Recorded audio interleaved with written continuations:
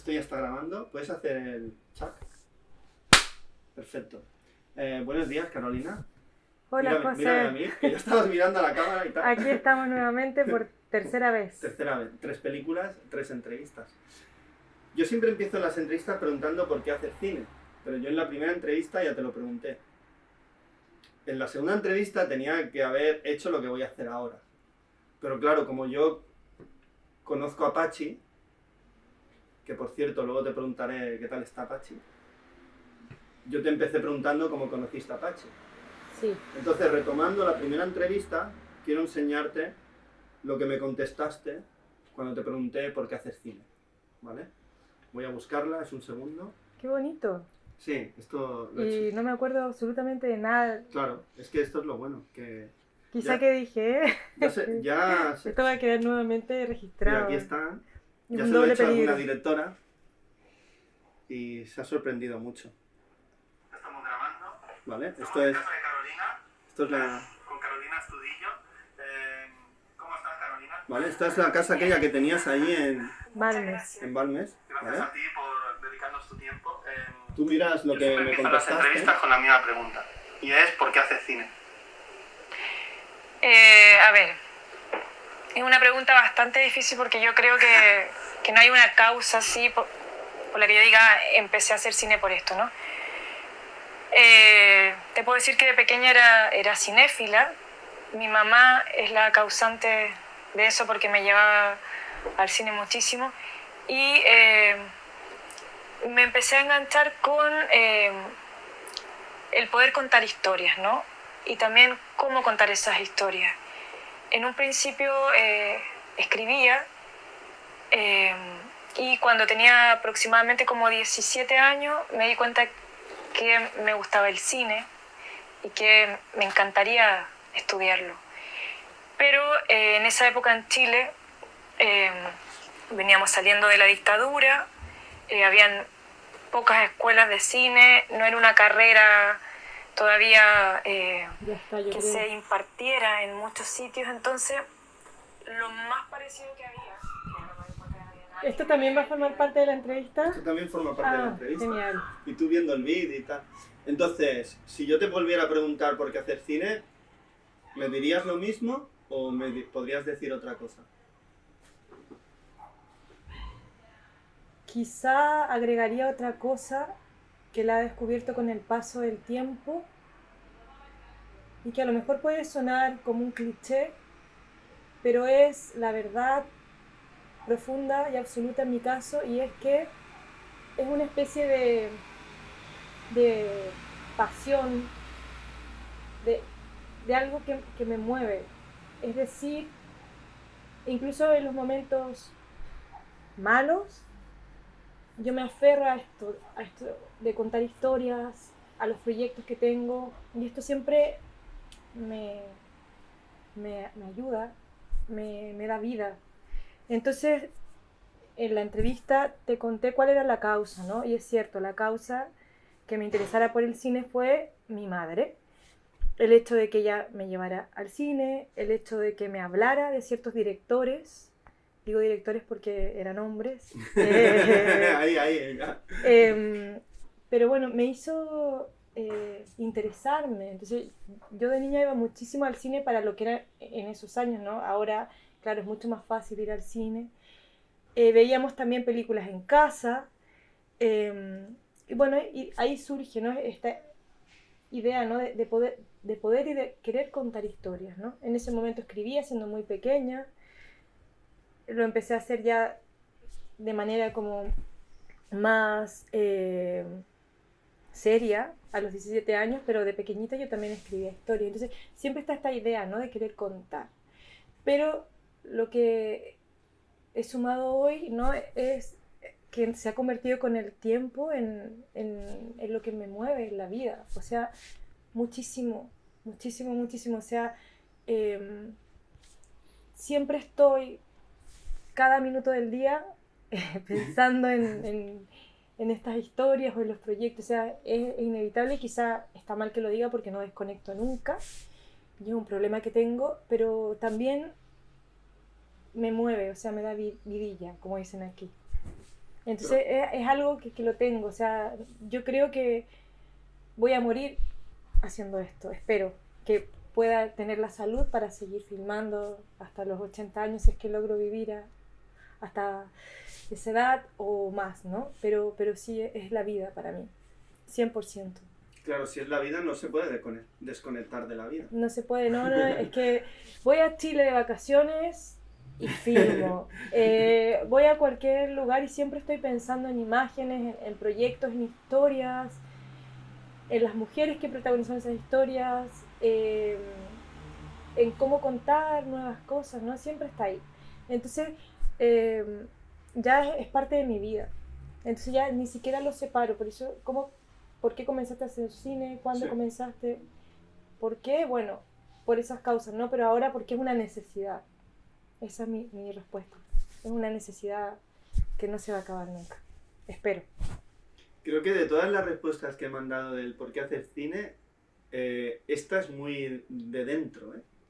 Es una necesidad, ¿eh? Y lo dices ahí en plan... Sí. O sea, con un sentimiento muy profundo, ¿eh? Sí, es una necesidad y espero, bueno, ya te contaré, no hacer ficciones y también contar otro tipo de historias, pero sigo con las no ficciones. Yo no hago muchas veces la diferencia, ¿no? Pero sí está bien hacerla, ¿no? Pero esta idea, ¿no? De contar, también me gusta mucho escribir.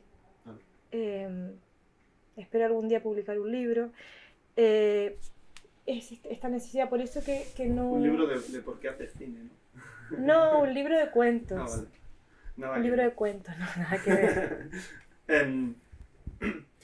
Canción a una dama en la sombra, a mí me parece que es el resultado, bueno, siempre es el resultado de algo, pero tiene mucho que ver con El Gran Vuelo, ¿no? Con Clara Puello Jornet, porque yo creo que es en ese momento que descubres la historia del hermano, de Armand. ¿Es entonces cuando descubres la historia o descubres la historia más tarde? Descubro la historia cuando estaba haciendo la investigación para El Gran Vuelo, pero en ese momento, al ver que es el hijo de Armand, me pasó las cartas solamente en las que su padre mencionaba a Clara, porque yo estaba haciendo un documental de Clara, entonces no me pasó todas las cartas. Pero ya en ese momento me di cuenta que era un hombre que escribía muy bien y que había tenido un fin horroroso, como el que tuvieron, bueno, miles de españoles y de españolas, ¿no? En campos de concentración y exterminio, gente que había salido desde España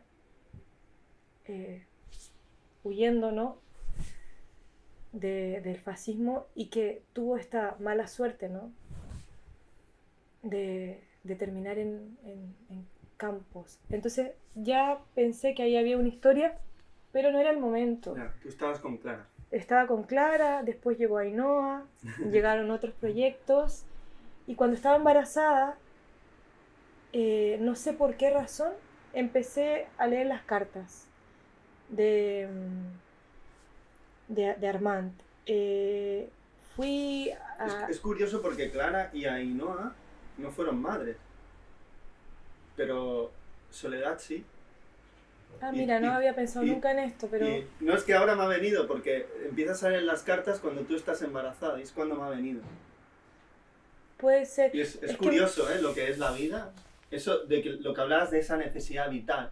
O sea, en tu caso la vida y el cine están tan unidas que uno no sabe, tú, ¿no? Ahora lo que acabas de decir, ¿no? De la vida del cine, está tan unido que ya forma parte de lo que haces cada día. Pero debo contar que sí que empecé a leer las cartas embarazada, pero siendo así como rigurosa, me empecé a interesar en la historia un poco antes. Vale. De hecho, fui a Caldas de Montbui en momentos como muy importantes, y ya embarazada, no sé si quedé embarazada en Caldas de Montbui. Es que eso, Caldas de Montbui fue el lugar donde nació Soledad, Armand no, Armand era de Villanueva y tú, pero ellos su familia la formaron ahí. Entonces, bueno, estaba la idea, ¿no? De retomar la historia, pero embarazada empecé a leer las cartas. Y claro, curiosamente eran cartas que hablaban mucho de la educación de los hijos y de las hijas. Eran cartas donde Armand hablaba incluso del método Montessori. Sí. Bueno, aparte eran cartas que hablaban de política, de filosofía, de religión, de sexualidad. O sea, eran cartas maravillosas. Pero sí que había como un interés por parte de Armand, ¿no? De la educación de sus hijos. Estaba como muy preocupado qué educación iban a tener acá en España. Él quería darles una educación como muy humanista. Entonces había una preocupación constante desde Francia, ¿no? Porque sus hijos aprendieran a leer, porque pintaran, porque escucharan música, porque supieran de geografía universal y también de cómo educarlos, ¿no?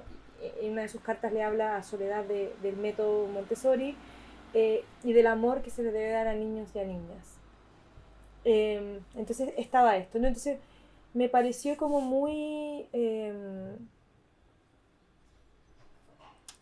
importante contar esta historia. Y pensé, tengo que contar esta historia, pero ¿qué pasó con Soledad? O sea, ¿dónde están las cartas de Soledad? Entonces, claro, las cartas de Soledad no estaban. Y se me ocurrió hacer un proyecto en paralelo a este, buscando mujeres cuyas madres, abuelas, bisabuelas, tías, hubiesen tenido hombres en su familia cercanos que o se fueron al exilio, o se fueron a la guerra, o murieron, o fueron asesinados. Entonces, entrevisté a un grupo de mujeres bastante grande. De hecho, tengo las entrevistas. Y pensé en hacer una película primero, como coral, como una especie de coro, en donde estas mujeres contaran sus historias, que eran historias relacionadas obviamente con la Guerra Civil Española, de mujeres que esperaban durante esa época, y conectarlas con la historia de Soledad y de Armand, ¿no? Porque también había mujeres que habían tenido parientes que habían sido asesinados en campos de concentración y exterminio. Entonces surge la idea de hacer esta especie de coro con estas mujeres que me lleva inmediatamente a la Odisea, a Penélope, al mito aquel, ¿no? que ha sido resignificado, bueno. Y también empecé a leer sobre Penélope, a buscar a poetas que hubiesen escrito poemas sobre Penélope. Entonces dije, voy a hacer una película que cuente esta historia con estas mujeres. Finalmente, por un tema de montaje, no pudimos incluir los testimonios de estas personas, ¿no? Pero bueno, están ahí. Y quedó la historia de Soledad, de Armand y de estas mujeres que esperaban. Entonces, como no había textos de Soledad, cartas de Soledad, nada, porque todo se perdió en la guerra y se lo llevó a Armand, pensé, ¿no? en que estas historias generalmente o bien se habían perdido o se transmitían oralmente. Y me encontré con un libro maravilloso de Marguerite Duras, El dolor. Yo la vi en teatro esta. Yo también. Mariana Gil, Sí, yo también en la el vi. Nacional, que Sala Petita. Pero era muy duro. Muy Muy duro. devastador. Sí, sí, sí. Y bueno, yo No vi. sabía que iba a ser tan duro y tan bestia. Es el muy, texto. es muy brutal. Y ella lo hace estupendamente bien. Porque ella parece un zombie, un alma en pena, no sé. No parece un ser humano. Sí, es verdad. Yo la vi ya cuando tenía el libro ya incluido en la película y dije, wow, qué bonita coincidencia. No, no son coincidencias. Y más encima estaba en catalán, bueno, y era idéntico. Bueno, entonces encontré este libro de Marguerite Duras, que en realidad es un diario que se supone que ella encuentra en los años 80 en un armario, en una casa de campo, y en el que ella relata la espera que vive cuando su marido, Robert Antelme, estaba en un campo y cuando los campos son liberados, ¿no? Y toda esa espera, ¿no? Entonces me pareció un libro excepcional, ya que reflexionaba sobre la espera que vive una mujer, no solamente de un modo existencial, sino que también de un modo corporal. Y eso yo no lo había visto antes y tampoco lo había pensado. Entonces comencé a leerlo y pensaba, ¿no? ¿Cómo sería el encuentro llamaría por teléfono, tocaría la puerta, entraría. Eso yo nunca lo había pensado. Dije, qué bonito incluirlo en la película, ¿no? A Soledad, ¿no? Pensando en este encuentro. ¿Cómo sería este encuentro, ¿no? Y cómo sería esta espera. Y esta espera era descrita por Marguerite Duras como un palpitar en los sienes, náuseas constantes, una tensión que no te permite ni siquiera a veces sentarte, el insomnio, el dolor de cabeza, andar como un alma en pena, como se dice, ¿no? De aquí hacia allá buscando noticias, no estar en ninguna parte. Entonces dije, qué maravilla de libro, cómo describe esto. Y también me hizo pensar, porque hay gente que dice que esto es una ficción que hizo Marguerite Duras después, puede ser o no, pero yo creo que esta espera está tan bien descrita que creo que sí que escribió parte de este libro en esa época cuando ella esperaba, porque es que no hay otra manera de escribirlo si uno no lo ha vivido. Y está descrito de una manera tan fresca que pensé, wow, Marguerite Duras tiene que haber vivido todo esto. Y después, bueno, el libro se va a otros temas, ¿no? Pero después, en el caso de Marguerite Duras, tuvo la suerte de reencontrarse con Robert Antelme, que vuelve de un campo casi convertido en un despojo humano, pero regresa, ¿no? Entonces hay un encuentro. En el caso de Soledad estuvo 10 años sin saber qué había pasado con su marido, sin saber si estaba en un campo, sin saber si a lo mejor estaba encarcelado, nada. Entonces, más terrible aún, ¿no? Y es un tema que también me lleva a conectar, aunque de otra manera, con los detenidos desaparecidos de Chile y con esta espera de estas mujeres que hasta el día de hoy, ¿no? No saben dónde están los cuerpos de sus familiares, entonces no pueden hacer un duelo. Soledad estuvo años sin hacer un duelo, ¿no? Por eso que en la película, cuando ella sabe, hay una parte donde la narradora, que es padre, dice, Soledad respira, ¿no? Por fin sabe que ha enviudado, ¿no? Es como, hay cuerpo, ¿no? Ya puedo hacer el luto, ya puedo seguir con mi vida, ¿no? Entonces toda esta espera descrita por Marguerite Duras en el dolor termina, ¿no? Entonces me parecía como muy bonito incluir este trozo del libro, ¿no? Porque es un trozo que incluyo, ¿no? En la película. Y ahí, curiosamente, buscando una actriz, una alumna me recomendó por un lado a Padi Padilla y por otro lado a Marcela Terra, que era una dramaturga chilena que había hecho una adaptación del Dolor y que Padi había interpretado. Entonces dije, no puede ser esto. Las contacté a ambas y claro, Marcela hace una adaptación muy bonita del Dolor y de otras obras.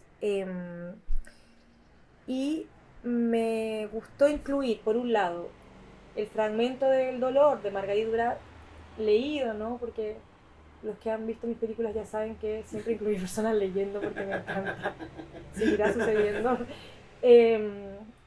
Y también jugar con la declamación, ¿no? Con la interpretación, con la performance.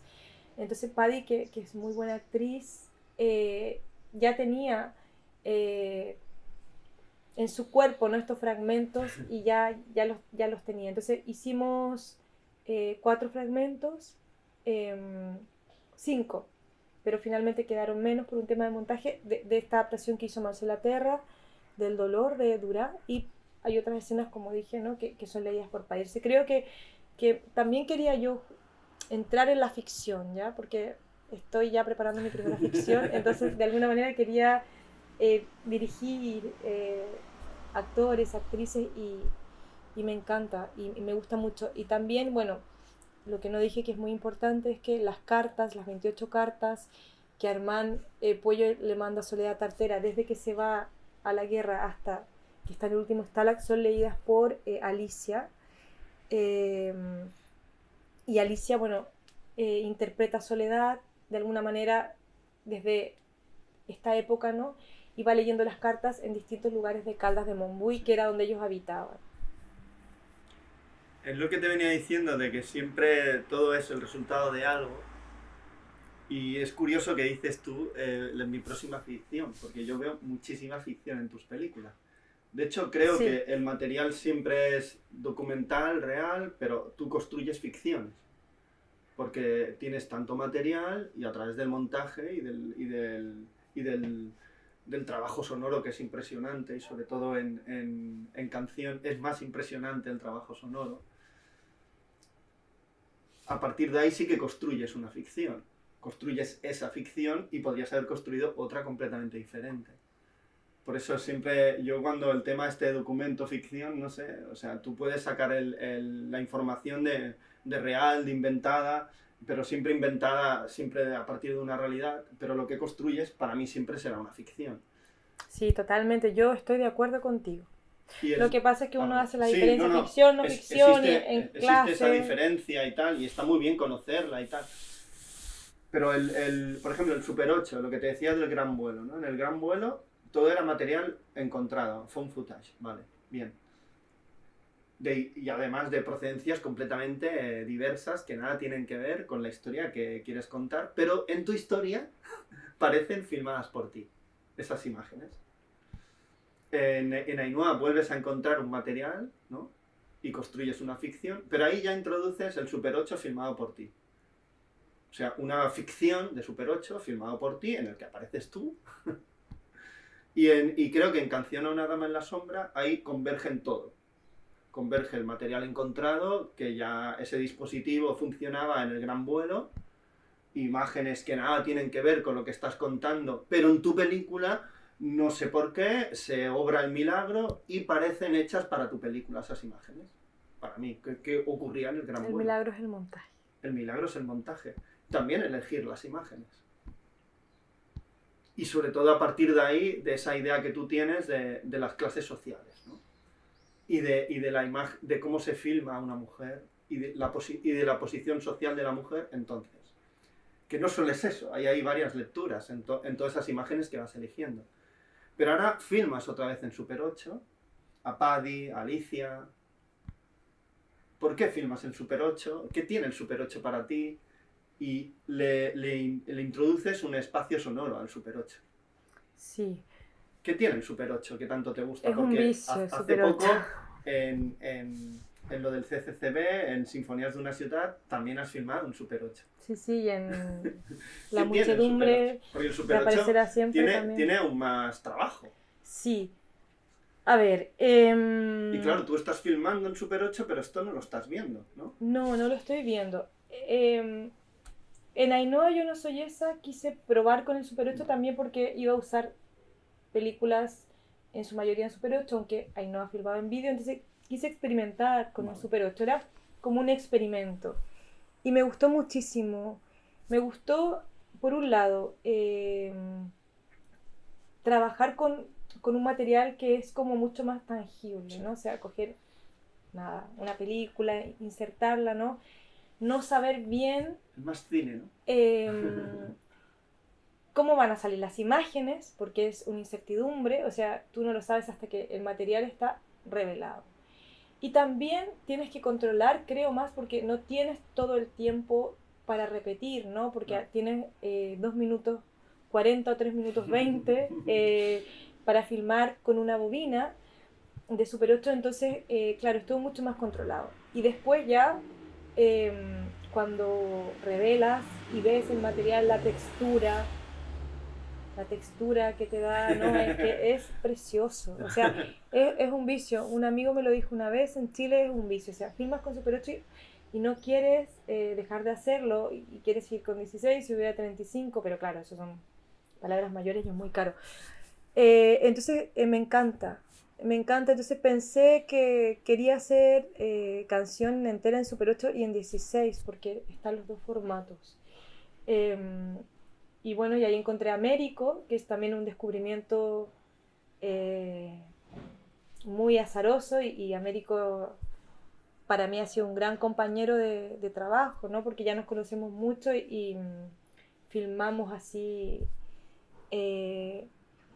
juntos. Es otro loco del Super 8, ¿no? Es el apóstol del Super 8, le llaman por ahí, el apóstol. El apóstol. Américo es un personaje... Santorum, Américo. Sí. Y sabe muchísimo y está muy loco y eso también me encanta. Porque puedo, ahí con él tengo la confianza de de sacar también mi locura, entonces, y de poder caminar juntos, ir juntos por el mismo sitio, y eso te da mucha libertad, porque a Américo yo le puedo decir, vamos ahora a la Galería Uffizi y vamos a filmar un cuadro así, así súper punky, como dicen aquí. Y va conmigo, ¿no? Va a todas, ¿no? Entonces eso me gusta mucho, así es como un guerrillero. Y eso a mí me encanta, yo tengo un espíritu de guerrillera también, entonces... Tú hubieras cogido el fusil y tú hubieras ido al frente. Pues yo creo que sí, aunque yo soy te veo ahora a ti. Paz, pero no lo sé. Yo te veo a ti, te veo un poco Alba Sotorra también, Yo en ese sentido. en un momento de mi vida, cuando estuvimos en dictadura y yo tenía 15 años, yo era como muy defensora, ¿no? de la defensa, ¿no? Con las armas. Bueno, estaba el Frente Patriótico Manuel Rodríguez, ¿no? Esta idea, ¿no? de defenderse de una dictadura. Frente Patriótico Manuel Rodríguez, sí que... Hostia, ahí hay una peli, ¿eh? Sí, bueno, eso es otra historia, ¿no? Pero bueno, fue gente que quiso oponerse a la dictadura a través de la lucha armada, entre otras cosas, ¿no? Gente muy valiente, gente que lo dio todo. No sé, toda mi admiración hacia el Frente Patriótico Manuel Rodríguez. No sé si polémico lo que estoy diciendo, pero claro, porque usaron armas, ¿no? Pero era un momento y no había otra, ¿no? Estoy hablando de un momento cuando aún no se hablaba de plebiscito ni se pensaba. Sí, no, y no la sabíamos, situación era muy difícil. claro, si y la única dictadura manera de luchar era esa. Claro, si la gente iba a... De hecho, aquí en España está ya un golpe de Estado y la gente no tiene más remedio que luchar contra eso. O sea, y no se puede luchar otra cosa que cogiendo un arma. Claro, en el caso del frente a veces no tiene más ponían remedio, bombas ¿no? ni era Sí. esta forma, Sí. no era eso, era ir en contra de personas específicas, ¿no? Sí. De hecho, ellos fueron los que prepararon el atentado que se le hizo a Pinochet y que falló, ¿no? Pero bueno, y era mucha gente que se había ido exiliada y que volvió, ¿no? Pero bueno, me estoy yendo a otro lado. Entonces sí que a lo mejor, claro, yo en esa época era una niña, Ya. o sea, tendría en los 80, claro, era una niña, entre 12 hasta que terminó la dictadura, 15 años, entonces... Pero si hubiese sido más grande, yo creo que Hubieras sí. estado ahí, Sí, porque en el frente. estaba muy impactada con todo lo que estaba pasando y tenía este ímpetu, esta cosa que ahora la he perdido totalmente, ¿no? De querer ir, ¿no? De querer Bueno, luchar. ahora lo haces con el cine.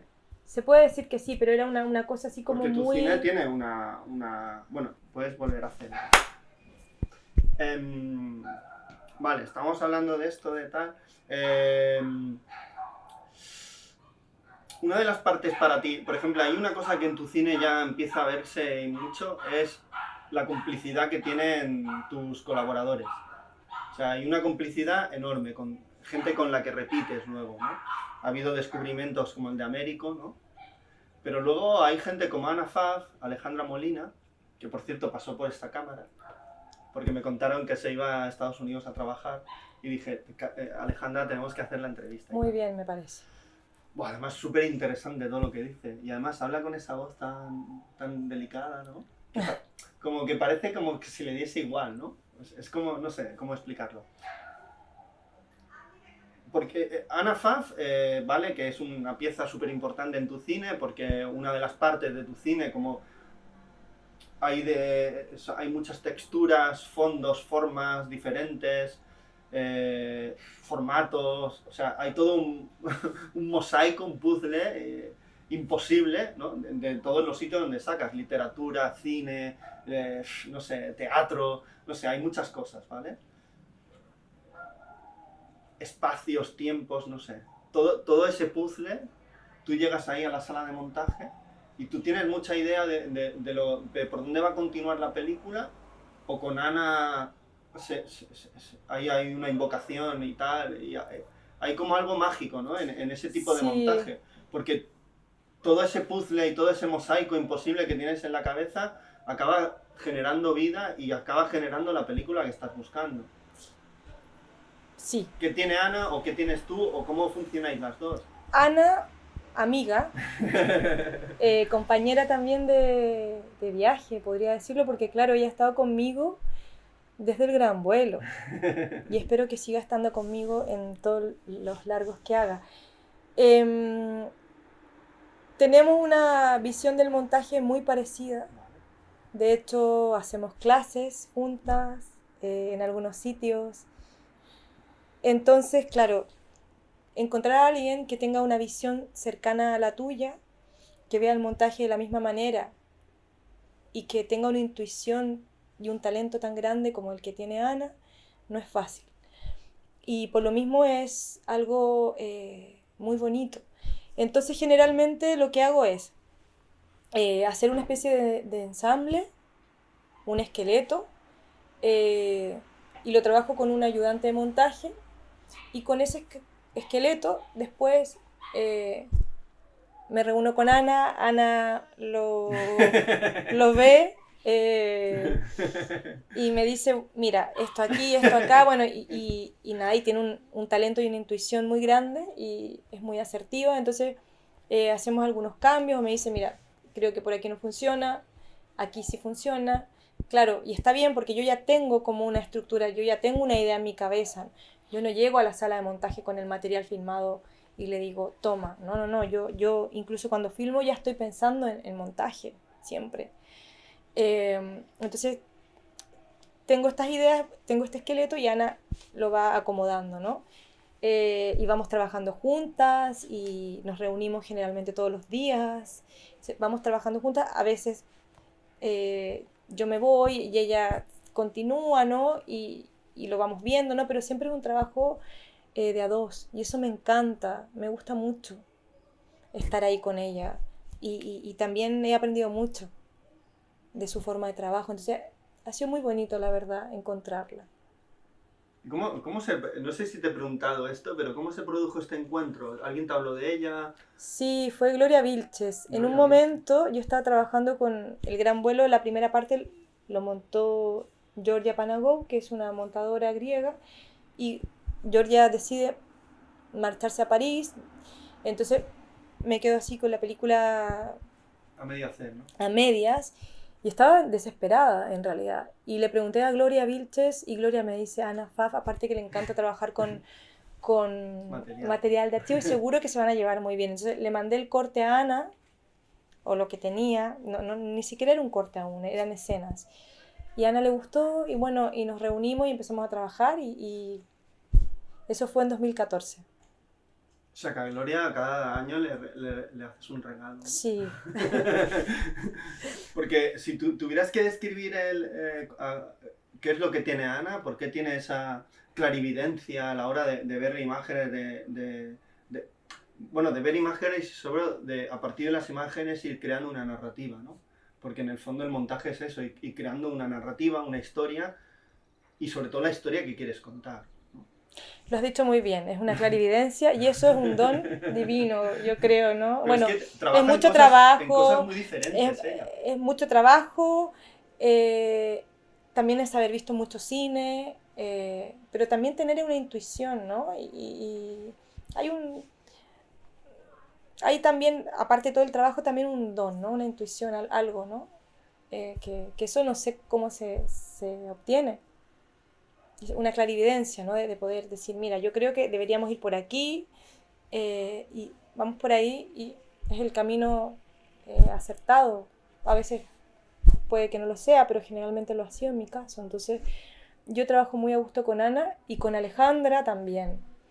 Alejandra también. Alejandra también es una loca en el buen sentido como Américo, ¿no? Entonces le gusta mucho experimentar con los sonidos y a mí que me encantan los experimentos. ¿Cómo se produjo el encuentro con Alejandra? Con Alejandra a través del máster. Ella es mexicana, a través del máster. En documental supongo, ¿no? creativo de la Universidad Autónoma, el que cursé en el año 2007 y del que soy profesora.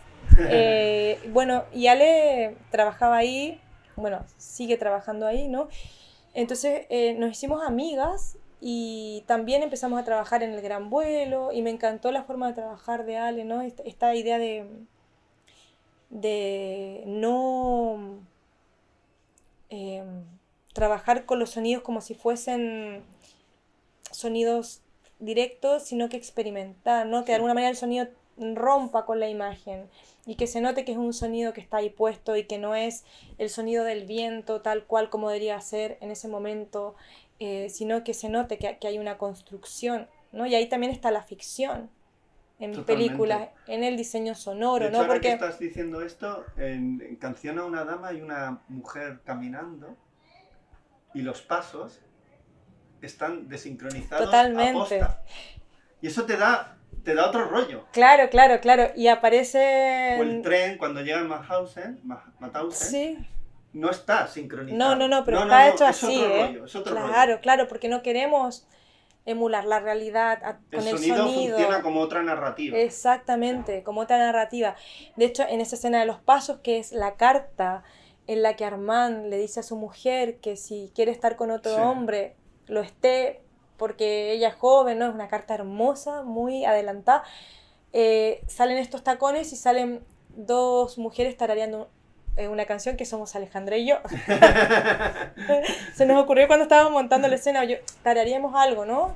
Y lo hicimos así como improvisadamente y quedó muy bonito. Claro, entonces me gusta mucho. O en la escena de las fábricas, por ejemplo, hay mujeres que se liman las uñas. Sí. Tengo que decir que con Ana también trabajamos el sonido, o sea, como que también jugamos con esta idea, ¿no? De qué podría ir, pero Ale, claro, hace todo el diseño, ¿no? Pero con Ana también pensamos a veces en sonidos. Me acuerdo que en Ainhoa en un momento trabajamos con el sonido de los cristales, ¿no? Pero siempre son sonidos, tal como tú dices, que no tienen que ver con la realidad del momento, ¿no? De lo que está filmado, sino que es otra narrativa. En Canción a una dama en la sombra está la voz de mi hijo presente sí. en muchos momentos y mi voz, claro. Y porque, la tuya, que sí, habláis. Porque son momentos en los que yo lo hacía dormir y estaba pensando en la película también. Entonces, pensando en cómo Soledad dormía a sus hijos, ¿no? Exacto, y cómo Soledad los podía dormir en ese momento, entonces... De hecho, se escuchan risas de niños cuando los niños no están riéndose. Exacto, y Tristán me hablaba, entonces yo también le decía, háblale a Soledad, Armand, Eugenia, Albert, y dice por ahí, bueno, y hablábamos, ¿no? Entonces, bueno, mi hijo también fue como una especie de actor que yo utilizaba mientras lo hacía dormir pensando en la película también, ¿no? Pero sí, lo grabé muchísimo, y le dije, Ale, ponlo, pero sutilmente, y al final como que está muy presente, ¿no? Pero también es muy bonito para mí que esté presente de esa manera, porque también, como te decía, las cartas las leí estando embarazada de él. Son cartas en las que se habla él las ha escuchado ya. Sí, claro, él las ha escuchado ya. Hay gente que le pone música clásica, Bueno, y cartas tremendas, sí. Y sí, bueno, y es un niño que estuvo también muy conectado con esta historia, entonces por eso que la película se la dedico a él, está dedicada también a los protagonistas, pero a Tristán, ¿no? Porque Tristán estuvo desde antes de nacer ya en esta película, de alguna manera, como te digo, a lo mejor se concebió en Caldas de Montbui en un viaje que yo fui justamente para lo ocasionar, ¿no? Para ver cómo sería. Entonces, claro, ha estado ahí siempre, y él me acompañó en los primeros rodajes que fueron muy duros. Me acuerdo que fuimos a Francia, a Le Vernet, y se quedaba en el coche con mi hermana. En algunos momentos estuvo ahí porque yo le daba pecho, entonces no me podía separar de él. Y estuvo conmigo en muchos rodajes. Sí, a Mauthausen no lo llevé porque ya era más grande y hacía un frío. Y estábamos en plena pandemia, porque filmamos en plena pandemia en Mauthausen. Yo vi unas imágenes tuyas en redes sociales, que estabas con el Mauthausen. Y yo, pero esta señora, ¿cómo ha podido ir allí? Se abrió la frontera. Compramos el pasaje así como 2 días antes y nos fuimos así porque éramos las únicas personas en el hotel. Nos trataron como a reinas, como a reyes, o sea, porque teníamos todo el hotel para nosotros en Mauthausen. No, lo pasamos muy bien, la verdad. Fue una experiencia muy bonita con el equipo, también muy dura. Bueno, yo ya había estado en Mauthausen, ya conocía, ya no me impactó tanto ir, ¿no? La primera vez que fui quedé tremendamente impactada. Y también fui pensando en Armand, ¿eh? De hecho... ¿Pero ibas por otro motivo? Fue cuando filmé El Gran Vuelo, porque dije, quiero conocer este campo donde estuvo Armand. Y fui con un amigo que es alemán, que es cámara... En El Gran Vuelo aparecen imágenes de... No, porque curioso, filmé en digital, pero lo tenía en mente. Dije, quiero conocer este lugar. Y quedé súper mal. Al tiempo... o sea, al tiempo que llegué no pudimos filmar. O sea, Sí, fue un impacto un emocional impacto muy súper fuerte. grande, sí. Tuvo que pasar un día y volvimos al campo. Eso fue con mi amigo Andrés, creo que fue en 2011 o 12 por ahí. Y fue muy terrible para mí la experiencia. O sea, nunca había estado en un campo. Y me acuerdo que fue sorprendente porque íbamos en el coche, escuchando Sí, música, no, no. súper bien. Ya, pero al Empezamos a momento... subir la colina, llegamos al campo, que no sé si he estado, que hay todo un muro de piedra y es como una energía Ya. diferente. Y quedé muy mal. Y ya en esta segunda vez que fui, ya conocí el campo, ahora se construyó un memorial, entonces está todo mucho más ordenado, por decirlo de alguna manera. Hay un memorial que creo que hacía falta. Y claro, fue diferente la filmación, había muy poca gente porque estábamos en pandemia, pero fue muy mágico para mí cuando Lisa Bause, la violinista, toca un tema compuesto especialmente para la gente que estuvo en Mauthausen por ella y lo toca fuera de las barracas. Entonces ese momento para mí fue muy emocionante porque fue como una invocación a todos los muertos de ese lugar a través de la música, ¿no? Y fue como traerlos de vuelta, ¿no? Y también lo que quisimos hacer en el exterior, no dentro de las barracas, ¿no? Aunque ellos estaban dentro de las barracas, pero en condiciones horrorosas. Entonces quisimos hacerlos como fuera, ¿no? Y yo creo que así resonaba todo el campo, ¿no? Eso fue un momento precioso. Y ella recita un poema también de Paul Celan, ¿no? Muy terrible. De hecho, Canción a una dama en la sombra es un poema de Paul Celan. De hecho, eso es lo que realmente... Si hay alguna pretensión en tu cine, en tus tres largometrajes, es eso. Conocer a esas personas. Y a través de tus películas tú las invocas y las conoces. Es hacerlas presentes. Hacerlas porque en tus presentes. películas están vivas. Está viva Clara, está viva Ainhoa, está viva Armand, Soledad, todos están vivos en tus pelis. Yo como espectador lo siento cerca de mí, lo siento. Conozco una parte de sus vidas importantísima. Y tu trabajo es ese, ¿no? Generar ese puente, ¿no? De personas olvidadas que no existen, cobran vida, vuelven a cobrar vida a través de su legado, de su huella, de su memoria, y vuelven a vivir. O sea, los resucitas en cierta manera. Haces como un acto casi, no diría religioso, pero como medium espiritual casi, ¿no? De resucitar a gente que ya no existe. Y en tus películas están vivos. Siempre van a estar vivos. ¿No? En la realidad están muertos, pero en el cine están vivos siempre. Sí, bueno, eso es muy, muy bonito. Porque los ves moverse, los ves pensar, los ves... Además, los ves en esas imágenes que no son de ellos, acaban siendo ellos. No sé, es algo como fantasmal, es algo como... No sé, no sé cómo explicarlo, pero coges imágenes... Eso a mí me parece un arte, ¿no? Coger, como haces tú, ¿no? Coges imágenes que no son tuyas, filmadas por otros con otra intención y acaban en tu película pareciendo tuyas y tú ves a Clara Puello, tú ves a Armand y dices, hostia, ¿cómo puedo ver yo a esta gente si no son ellos? No son ellos, ¿no? Tiene esa fuerza, ¿no? Tus películas, el montaje, el sonido, todo se va creando para generar esa fantasía, ¿no? O esa realidad, ¿no? En tu película es una realidad que se genera. Sí, una ficción. Una ficción, ¿no? Sí. Porque el cine empezó como una fantasía. Yo creo que el cine que... Por ejemplo, el otro día vi Benediction de Terence Davis. Ah. Y claro... ¿Y qué tal? No la he visto aún. Buah, es que esto es demasiado para el cuerpo. Y también es un poeta que no es muy conocido, ¿no? Siegfried Sassoon. O sea, pero ahí se va generando todo un mundo, ¿no? Toda una magia. Y hay imágenes de archivo. La tengo que ver. Las imágenes de la Primera Guerra Mundial son imágenes reales de archivo. Él no... Esto es una cosa que yo siempre he pensado, ¿no? O sea, ¿quieres hacer una película sobre guerra? Ya hay imágenes sobre la guerra. Entonces, ¿por qué ¿Tú qué quieres hacer? ¿Una ficción? ¿Qué quieres? Pues las coges y Terence Davis las coge y las coloca dentro de su película y tiene una fuerza increíble.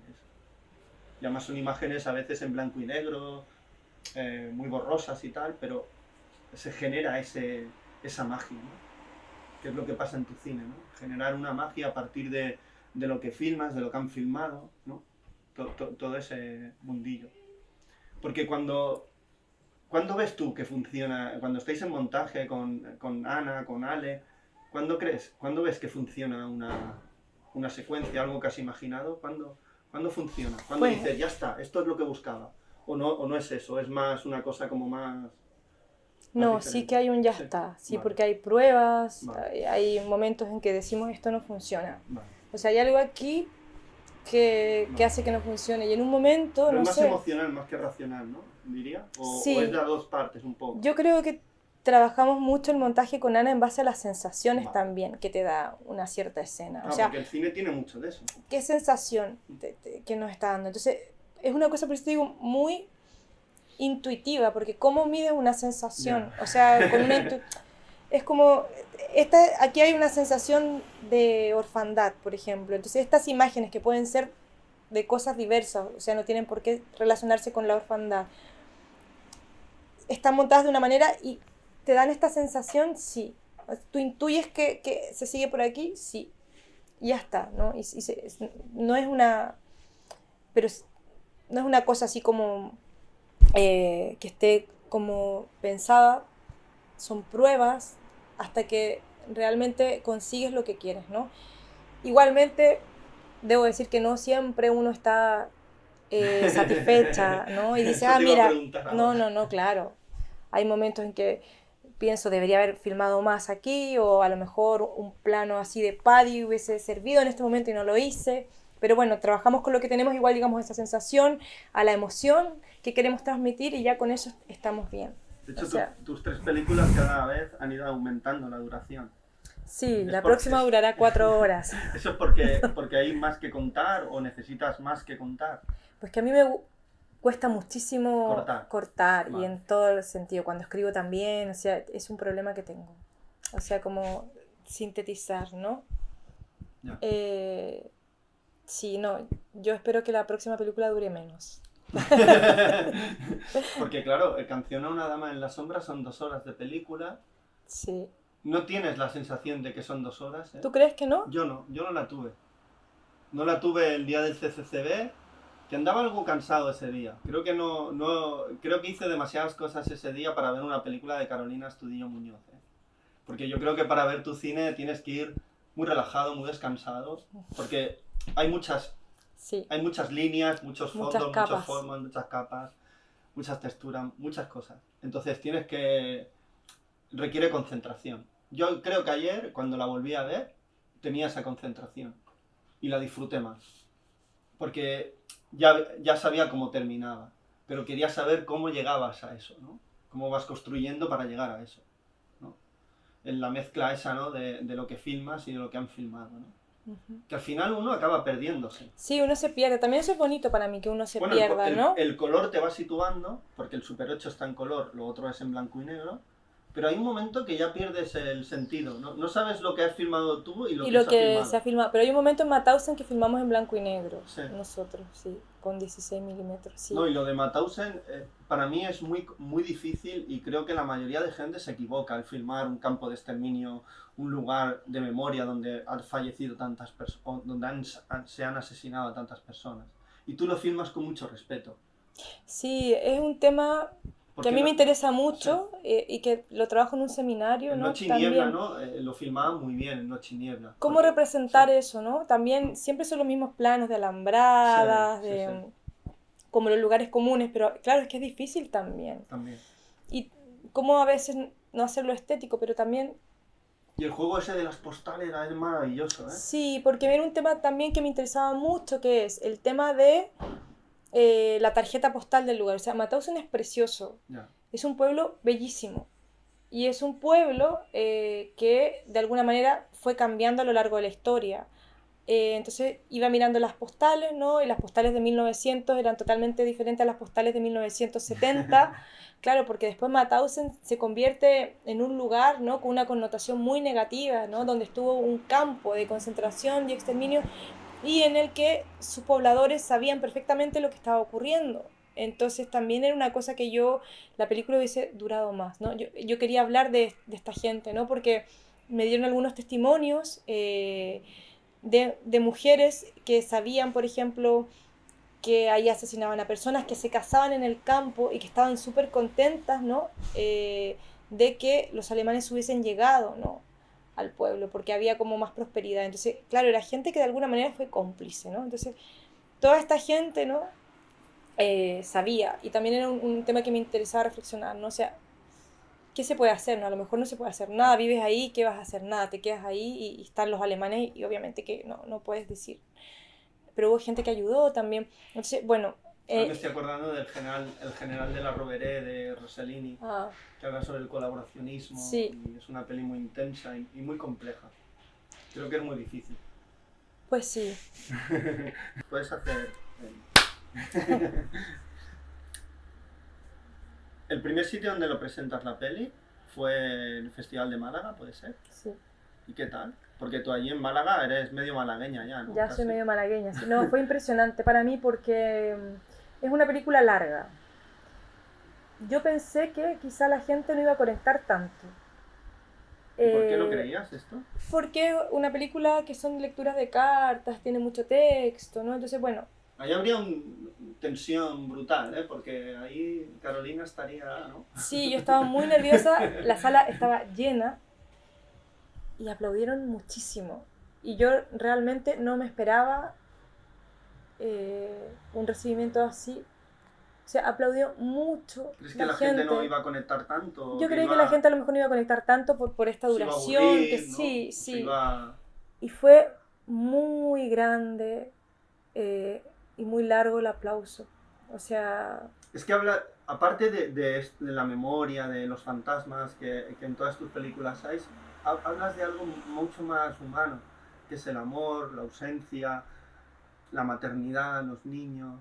Claro, esto es muy humano, esto pega mucho. Y la guerra. Hubo gente que se acercó a preguntarme en esa sesión si yo había cambiado el final después de la guerra de Ucrania. Para darle más esperanza al mundo, ¿no? O desesperanza, ¿no? No sé, porque al final no dice, bueno, ¿es spoiler o no? Pues no lo digas, no lo digas. Que la gente lo descubra. Sí, claro, y tiene que ver con la guerra, ¿no? Que se repite a lo largo de la historia, en el fondo.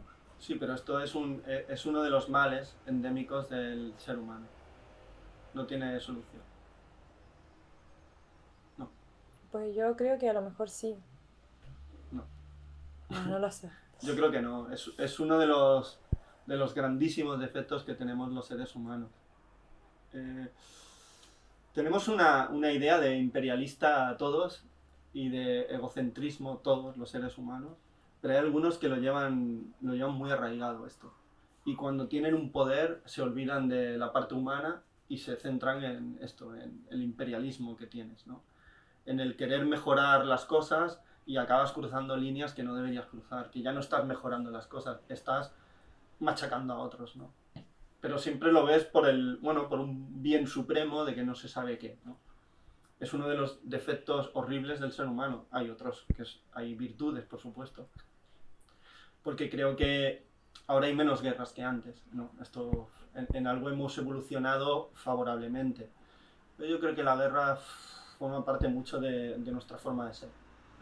Bueno, una historia también que tiene que ver con el patriarcado y sí. lo que... Del sometimiento hacia el otro, hacia el sometimiento hacia el animal, hacia el otro más débil, ¿no? Hacia el otro ser vivo más débil, ¿no? ¿Por qué se montan caballos? Porque tú sometes al animal. El animal no quiere que le montes, pero lo sometes, lo domesticas, que es algo horrible. A mí me parece algo horrible esto. Domesticar a un animal, ¿no? Convertirlo, llevarlo a tu terreno, ¿no? Entonces, pero bueno, forma parte de esto, de los defectos del ser humano. Tenemos otras virtudes también, que es hacer cine, ¿no? O el querer contar a otros otras cosas, ¿no? Lo que tú sientes o cómo ves el mundo, ¿no? Porque yo creo que esta historia contigo parece muy, muy clara, ¿no? Tú haces un cine muy claro. Llega muy profundo el cine, porque no es un cine... Es un cine muy complejo, pero está contado de una forma muy natural, muy cotidiana, muy humana, muy cerca, ¿no? Que esta es la función del cine, ¿no? Siempre, Rossellini lo decía, ¿no? Por muy, muy horrible que es lo que cuentes, hazlo de una manera sencilla y cotidiana, ¿no? Tú ves Alemania Año Cero y es horrible lo que se cuenta, pero Es muy a ti te llega, desolador esa a ti película. te llega, te punza, porque ves seres humanos. Es hasta dónde puede llegar el ser humano en situaciones extremas, ¿no? Vale, ¿y qué sacas con esto de Málaga? Cuando la gente se acerca y tal, esto es para eso una es cineasta, para llegar a Esto la es gente. hermoso en general, cuando la gente te escribe, después que ha visto la película. Sí, para mí esto es lo más bonito. O sea, hace unos meses tuve una presentación en Ulot de Ainhoa Yo no soy esa y había De ahí, no, yo no soy esa. un grupo Todavía de va rondando. terapeutas, sí, y hablamos del suicidio, de la adolescencia, ¿no? Y la gente quedó como muy afectada con la película y contó sus experiencias. Había mucha gente que había vivido en la época de Ainhoa, en los 90, que había ido a Plaza Real, incluso que habían conocido a Nazario. Y claro, me agradecían y es como, en realidad no me tienen nada que agradecer a mí, ¿no? Pero es bonito porque el Es que tú has que... resucitado a Ainhoa para ellos. Pero yo creo que se sentían más conectados también con sus vidas, entonces eso también es muy bonito. Cuando tú ves una película, bueno, a mí me pasa, ¿no? Y muchas veces sientes una conexión, o con escritoras cuando lees a escritoras, y sientes una conexión con esas mujeres que vivieron algo similar a lo que tú estás viviendo o a lo que tú has vivido.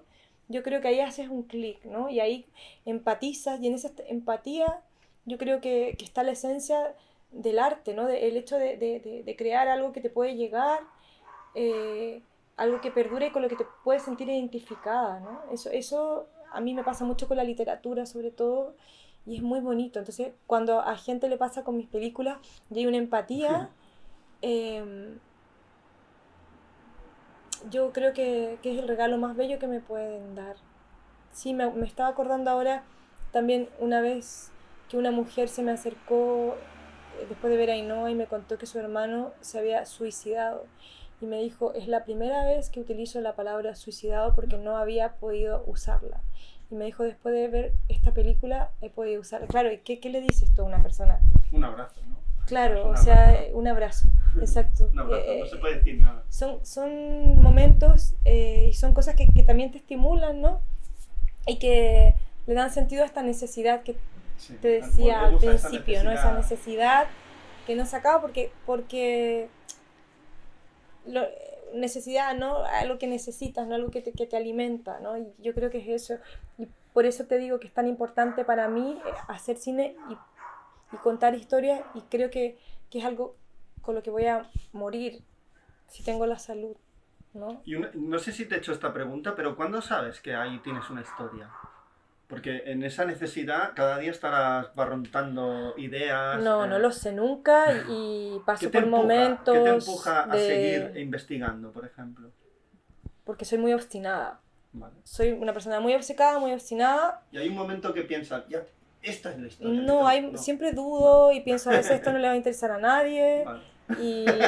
¿En serio, Carolina? Sí, totalmente, Pues, totalmente. Yo creo que para el cine que tú haces tienes que estar muy segura. No, muchas dudas, iré por el camino correcto, es más de lo mismo, o por aquí no sé qué, pero en un momento todo empieza a fluir, pasan cosas preciosas. Pero uno acaba haciendo el cine que se encuentra, no el que quiere, ¿no? Porque realmente no sabe el que quiere, ¿no? Claro, nunca... Es que Bueno, esto es básico, ¿no? Estoy Esta repitiendo. primera clase de guión, nunca un guión escrito Claro. va a ser igual a una película, o sea, siempre hay cambios, es obvio, ¿no? Entonces, pero yo no... Dices que te repites, es que, hostia, no me parece No, nada... no son repeticiones, en realidad le digo siempre a mis estudiantes, son obsesiones. Sí. O sea, yo tengo ciertas obsesiones que me van a acompañar hasta que me muera. Y eso se va a ver reflejado en mi obra. Claro, yo puedo pensar, a veces me repito más de lo mismo, pero es que es lo que me interesa. O sea, Claro. me interesa mucho contar experiencias relacionadas con las mujeres, pero me ha interesado desde que tengo 15 años, no desde ahora.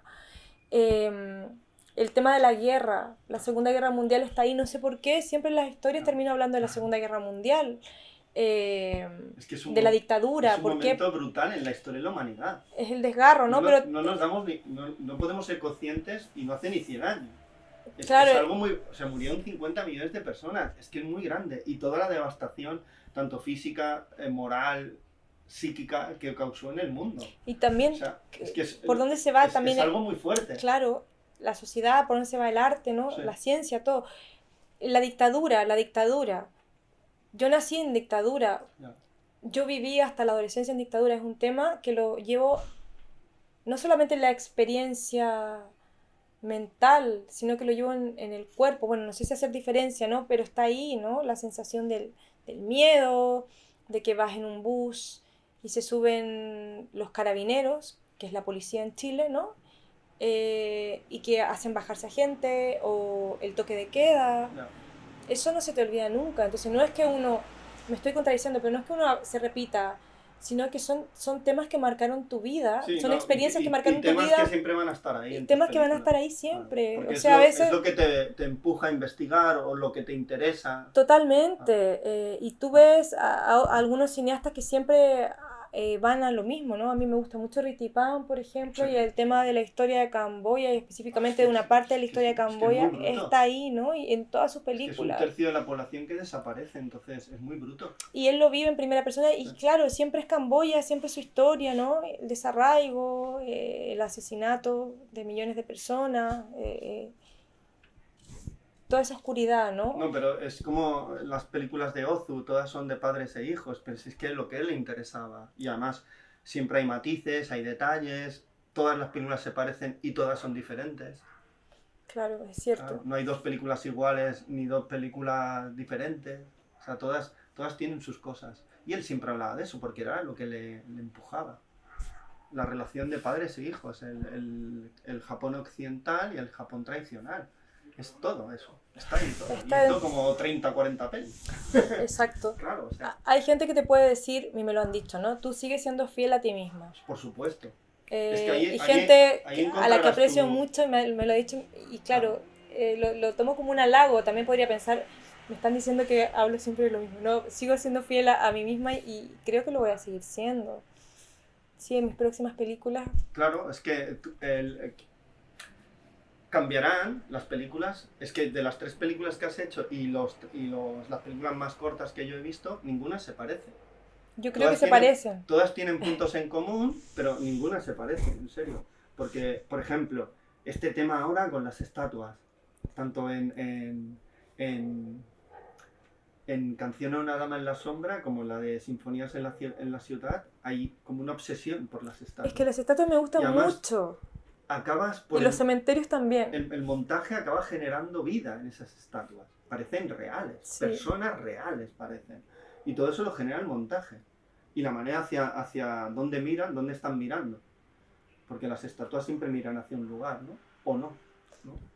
Sí. Y ahí me recuerda aquello que hizo el Resnés con las estatuas nunca mueren, ¿no? Ah, O las máscaras, ¿no? Una estatua siempre es una máscara, es una imagen, es una copia del ser humano, ¿no? Una estatua, ¿no? Es una copia, ¿no? Es como aquello del tipo, ay, no me sale el nombre del griego, ¿no? Que construye una estatua de su mujer muerta y le da vida. Pero cuando le da vida ya no es lo mismo. Ya no es lo mismo. bueno, no lo había pensado así. Ya no es lo mismo. Pero bueno, las estatuas me gustan mucho y creo que seguirán apareciendo. Pero Los claro, cementerios. si Yo cuando tú voy a un lugar siempre voy a un cementerio. Si siempre estás invocando a personas fallecidas, los cementerios es el lugar, ¿no? Pues son sitios que me gustan mucho, y como te decía recién, ¿no? En Cada el- vez que en voy el a una Montjuic ciudad, hacen una visita guiada en Montjuic. no he ido. Pero son lugares que me encantan. Los cementerios, o sea, se respira una tranquilidad. Claro, es el lugar más tranquilo del mundo. Y Están son muy llenos, bellos, ¿no? de cosas siempre. Hay una leyenda hacia ellos, ¿no? Hacia los cementerios. toda una leyenda por la literatura, el cine, ¿no? Y la iglesia también, ¿no? La religión ha generado toda una leyenda negra, ¿no? Hacia los cementerios también. En Chile había un cementerio muy cerca de la Facultad de Medicina y mi abuela, que en un momento estudió enfermería, me contaba que con los novios se iban a pololear, como se dice en Chile, a los cementerios. Pololear. Claro, o sea, se encontraban ahí. Y yo lo encontraba como tan surrealista, ¿no? Ir a pololear a un cementerio, pero era porque estaba cerca de la Facultad de Medicina. Sí, Abismos de Pasión del Buñuel, la parte final ocurre en la cripta de un cementerio. Bueno, es que a Buñuel le encantaban los cementerios, la la muerte. muerte. Es que son relaciones que forman parte de la vida. Buñuel es un cineasta muy importante para mí. En un momento de mi vida estuve como muy atrapada por su cine, en los años 90. Traté de ver todo lo que encontré, creo que he visto sus 30 y pico películas. Sí, y... Hay publicados como 2 o 3 guiones que no se hicieron de él. Sí. La novia de medianoche, que sí que rodaron una película, pero yo no la he visto esa peli. Pero hay 2 o 3 guiones. Dalí hizo uno también sobre Dalí. Ah, ese no lo conozco. Sí. Así es. Está publicado en la biblioteca de la Filmoteca, los tienen. Ah, mira. Sí, están publicados, los puedes leer. Pues Carolina, ahora para terminar quiero que me recomiendes una película que hayas visto hace poco y que tendría que verla. Uy, qué difícil. Bueno, una recomendar que hayas visto películas. en la tele, una que te haya gustado. Bueno, recomendar no. Yo quiero que me digas una peli que te haya gustado últimamente. Mucho, te haya gustado mucho. Pues tengo que pensar unos segundos porque... Mira, me acabas de decir lo mismo que me dijo Oliver Lasse cuando le pregunté por qué mira. haces cine. Dice, permíteme que piense un momento. Dice, esto no lo cortes. Dice, porque es bonito ver a alguien pensar. Ah, mira. Es muy interesante esta persona, Oliver Lasse. Sí, lo conozco. Es muy espiritual, tipo muy curioso. Pero no he hablado mucho con él, solamente así hemos compartido. Y además es como muy sencillo, muy cercano, es muy... Sí. Me dijo, pues esto lo tengo que pensar y por favor no lo cortes luego. Y se ve a él ahí pensando. Ahí pensando. Sí. Pues no lo sé, tengo que... Dame más segundos o... Te hablo de mi próxima película. No. ¿No? No, porque prefiero que... y si luego cambias de proyecto. No voy a cambiar, pero bueno, es que era como para... ¿Sí? ¿Tienes la necesidad de hablar de tu próxima peli? Si quieres me cuentas. Pero yo creo que es mejor hablar cuando esté hecha, ¿no? Ya, sí tienes razón. Sí, porque esto, hace poco el Jeremy Thomas, lo entrevisté y me dijo esto. Dice, no sé por qué le ha entrado a la gente la manía de hablar de proyectos. Dice, yo podría hablarte ahora de proyectos que nunca he llegado a hacer. Pero yo era... Porque estoy tan metida ahora en esto que en estas últimas semanas solo estoy metida en este proyecto, entonces lo tengo como muy a flor de piel, pero tienes razón. ¿Y no ves películas cuando estás trabajando en un proyecto? ¿No ves, por ejemplo, cuando estás, la música que luego metes en tus pelis? ¿Tú las tienes ya en la cabeza? ¿La vas pensando? ¿Te vienen? Sí, la voy pensando.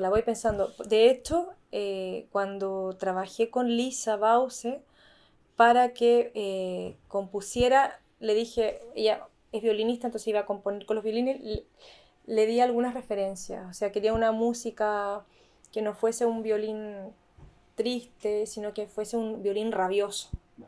Entonces, trabajar con la rabia, ¿no? Entonces le pasé algunas referencias. Y si te fijas, el tema que ya hacen en Mauthausen es un tema en violín, pero con mucha fuerza, muy rabioso. No es el violín tan que va hacia la tristeza, ¿no? No es el violín de amor. Es el violín de desamor. Es el violín de desamor. Sí, y muy, muy rabioso, sobre todo. No sé qué película recomendarte. He visto un montón y ahora no me sale ninguna. No, pero en este próximo proyecto que te estás trabajando, ¿ves algunas pelis, por ejemplo? Sí. Pues dime una que esté relacionada sin hablarme del proyecto. Sin Te querré siempre. Vale. Viaggio en Italia. Sí. Vale. Sí. Que vi La isla de Berman de Mia Hansen-Løve. Pues tengo que ir a... Tiene mucho de Viaggio en Italia. Ah, mira, sí. Pero muchísimo, diría yo. la acabo de ver nuevamente. Rivet decía que todo el mundo había envejecido, todo el cine había envejecido 10 años después de ver Viaje en Italia. Mira. Sí, es una película que También está hay una presente y es estatua, una película también hay estatua. y es una película que transcurre en Italia, Transcurre en Italia, en Florencia, en Sí. Nápoles y en Roma. en Roma. Eso tiene que ver con Y en las... ¿Y cómo se llaman las ruinas aquellas que van a ver? Que están los... Pompeya. Pompeya. Que están Sí. abrazados. Los Sí, amantes, sí, los que murieron amantes, así. ¿no? Sí, bueno, he vuelto a Rossellini últimamente, justamente porque la película tiene que ver también con el paisaje Claro. y cómo también muchas ¿No había una peli matanzas ¿no había una ocurren en peli que estos hicieron paisajes? de las películas domésticas de Rossellini e Ingrid Bergman? No la he visto. Existe esa Si peli. existe, la voy a ver. Yo creo que existe esta peli, en serio. Yo la he visto en algún rollo. No la he visto yo, pero sé que existe. ¿Sabes que existe? Yo creo que alguien ha cogido estas pelis y ha hecho una peli. Creo que sí. Creo que sí. Si no me equivoco, creo que eran ellos. Porque Ingrid Bergman le encantaba filmar en Super 8. Le encantaba. Es como Chazan Nabur, que hay una película también. Porque a Sí, él la le he encantaba. visto. Sí, esta la vi. Sí, le encantaba. Porque estuvo, sí. ¿Sabes una película que vi y que no me acuerdo? También relacionado De con los directores, ¿no? Que me encantó, que la vi en el DA, que trabaja David Pantaleón, David Pantaleón. que es una película de una pareja. Sí. ¿Tú te recuerdas cómo se llama? David Pantaleón hace No, actor. sí, pero que es una película sobre, sí, los marineros que van con Colón, que Así, llegan... él es Transportan a Morte. Exacto. Que no pude entrevistar a los directores porque me puse malo. Me puse malo. Esta película, Sí. es que no me salía en... Sí, es un gallego y una canaria. ¿No? Él Sí. es gallego. Sí, el Samuel y la Samuel, sí, Elena. sí, y Elena Elena. Girón y Samuel Sí. Delgado. Sí. Samuel Delgado y Sí. Elena Girón. Sí, sí. Perdón, pero no me podía acordar. Sí. Y esta película me encantó. Sí, él es Transportan a Morte. Sí. Es una de las últimas que he visto. También tiene que ver mucho con el paisaje, Sí, ¿no? un montón. Y ellos incluyen archivo, incluyen un fragmento de una película de Sí, de ficción. Alba de América, de Juan de Orduña. Exacto, Sí. entonces me gustó. Y también tiene que ver al final con las brujas, ¿no? Y hay texto, ¿no? Sí. Trabajan mucho con el material de archivo y Es como con la la de textura, ¿no? Jauja de Lisandro Alonso. Exacto, me gustó muchísimo. Sí, Entonces, de cómo se va perdiendo en la inmensidad del desierto. no me acordaba el nombre, pero mira, ahí tienes la Blanco en respuesta. Blanco de Theo Kur, que también salía David Pantaleón de actor. Sí, no la he Sí, visto y todavía, la Alfredo tengo Castro, pendiente. Sí, Alfredo Castro, Maravilloso actor chileno. Y el actor de Belatar, el de La Ballena, también salía. Así es. Es una peli rodada en esa zona de Chile, del fuego. De la Tierra del Fuego. Esta, ahí.